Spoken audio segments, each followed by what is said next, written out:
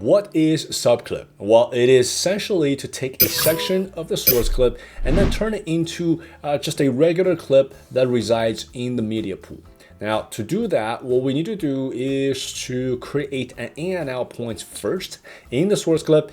And then what we can do is to either go to the mark menu up top and then let's select create a subclip, or we can just right click the in and out points and then the menu select create subclip, or just use keyboard shortcut option B, or we can simply drag and drop this clip over to the media pool. But in any of these cases, you will be prompted with a pop-up menu that asks you to rename this clip. So for now, we're just gonna keep it straightforward and call it subclip. Now let's hit create. So now as you can see, this ultra short subclip is created. It sits inside the media pool and it can be used and edited just like all the other clips. Once the subclip is created, what we can do is to right click it and then in the menu select edit subclip. Now this is going to allow us to change the content of this subclip to perhaps another section of the original source clip. You can either just enter the new time codes here, or what we can do is to check use full clip extents, and then let's go ahead and hit update. So now you will see that this is going to put that subclip with respect to the entire original clip. So in this sense, it's just like the other clip that we saw earlier.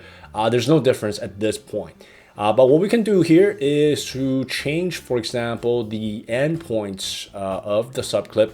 So now let's change it to another part of the clip. So now let's come back to this edit subclip menu, and we can uncheck use full clip extents, and then let's enter this new endpoints, which is 8 seconds and 25 frames. Let's hit update. So now you will see that this subclip has been updated to this new content.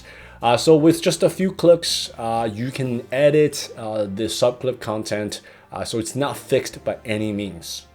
Last but not least, we can simply come to the media page here and just create a subclip instead of bringing that entire source clip into the timeline first. So let's just click the clip here, and then let's go ahead and create in and out points. Then once again, we can either go to the mark menu up top, or we can right click the in and out points and in the menu select create subclip, or we can just simply drag this clip into the master bin here. So now you will get prompted to name this clip. Now let's just go ahead and hit create. So now as you can see, this subclip now sits directly inside this media pool, and we didn't even need to import that source clip in the first place.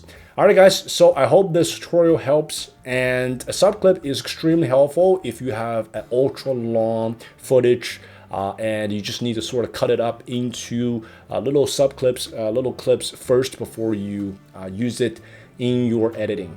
All right, guys, as always, I hope this helps, and I'll see you next time.